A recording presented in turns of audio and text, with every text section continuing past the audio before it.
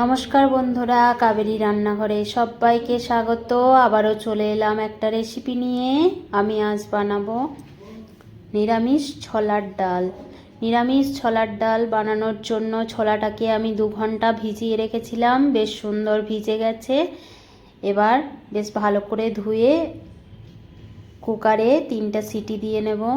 একটা কুকার বসিয়ে দিয়েছি, দিয়ে দেব জল, পরিমাণ মতো জল দিয়ে ছোলার ডালটা আমি দিয়ে দেব ওর মধ্যে। এবার পরিমাণ মতো নুন দিয়ে ঢাকা দিয়ে 3টা সিটি দিয়ে নেব।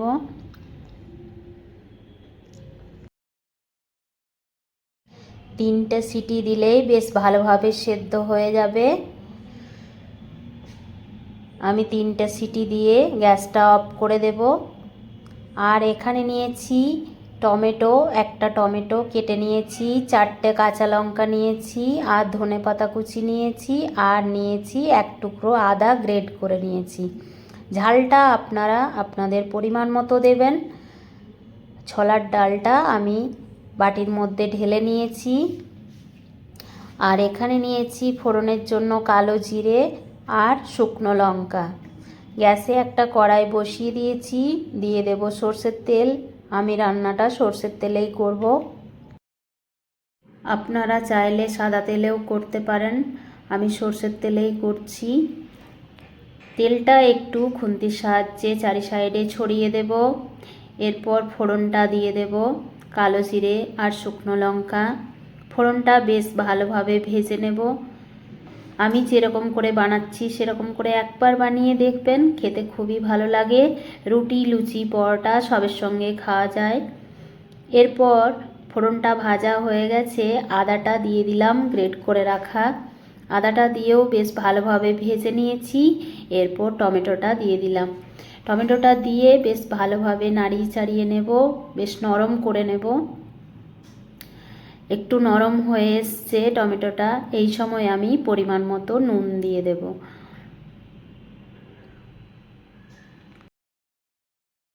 নুন দিয়েও একটু নাড়িয়ে নেব। এরপর পরিমাণ মতো হলুদ গুঁড়ো দিয়ে দেব, পরিমাণ মতো জিরে গুঁড়ো দিয়ে দেব,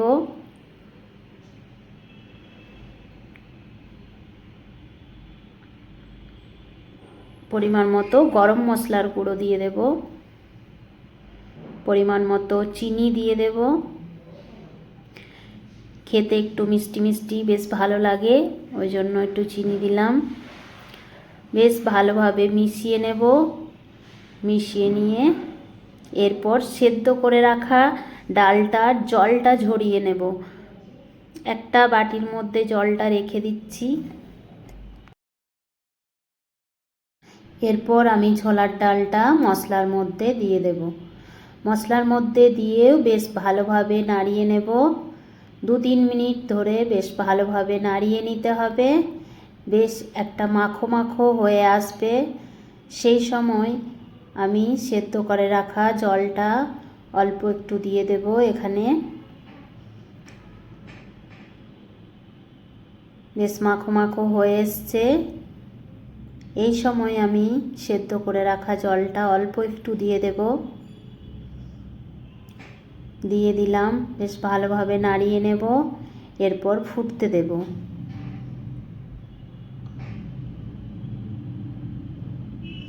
ভালোভাবে ফুটে উঠলেই রেডি হয়ে যাবে আমার ছোলার ডাল। এই সময় আমি চেরা কাঁচা লঙ্কাগুলো উপর থেকে ছড়িয়ে দেব। কাঁচা লঙ্কাগুলো দিয়েও একটুক্ষণ ফুটিয়ে নেব। এরপর বেশ ভালোভাবে ফুটে গেছে, উপর থেকে ধনেপাতা কুচি ছড়িয়ে বেশ মিশিয়ে নামিয়ে নেব। আমার রেডি হয়ে গেছে নিরামিষ ছোলার ডাল। এবার আমি গ্যাসটা অফ করে নামিয়ে নেব।